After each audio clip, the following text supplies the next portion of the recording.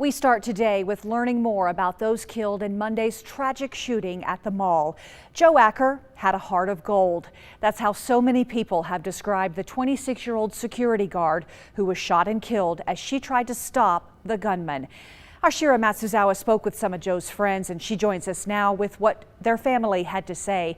Shira, I would imagine this is such a hard time for them. Absolutely. You know, understandably, Kim, this is an incredibly emotional and difficult time for Jo's loved ones. Now, I spoke to her father, Robert, and partner, Ray, today. And before we share that with you, Jo's dad wanted to clarify his relationship with Jo. He tells me, to him, Jo was Joseph, his son. And 3 years ago, when Jo came out as transgendered, Jo told Robert she will always be his son, Joseph. So you'll hear Robert address Jo as Joseph, and Robert also tells me that when asked how Jo wanted to be addressed, Jo would say, "Address me how you see me. If you see me as Joseph, call me Joseph. If you see me as Jo, call me Jo. Just see me as a person." She said that, have a good day, and I do the same thing I always do, which is I will when I see you. And then she gave me her kiss. Ray Dawn is sharing the last time she saw her partner of nearly 3 years, Jo Acker. You just hear her voice. She was, "Hey, baby," in her cutesy little voice that she'd do. And that's the... Jo was a security guard at the Boise Town Square Mall when police say she died protecting people as she tried to stop the gunman on Monday. You're not supposed to bury your child. I mean, not at 26 years old. That is not right. Jo's father, Robert Acker, still can't believe Jo is gone. He says when he first heard about what happened, he didn't think it was real.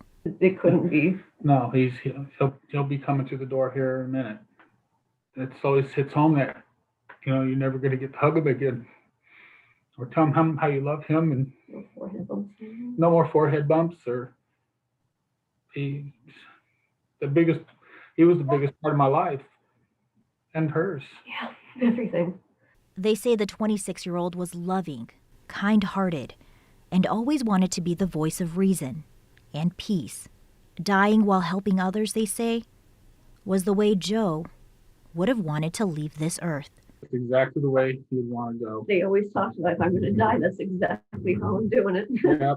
And his little beautiful daughter is going to know what a hero her dad was.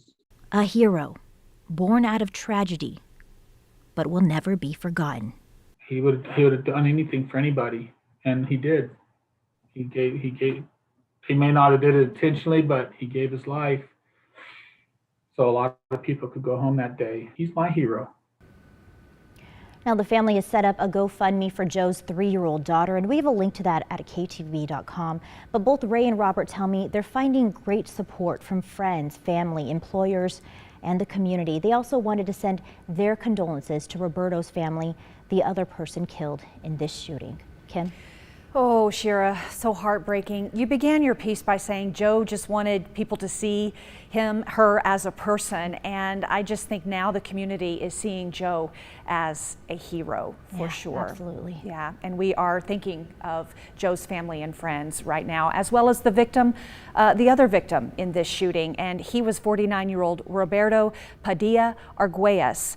His family told us that he was shopping at the mall when the shooting happened.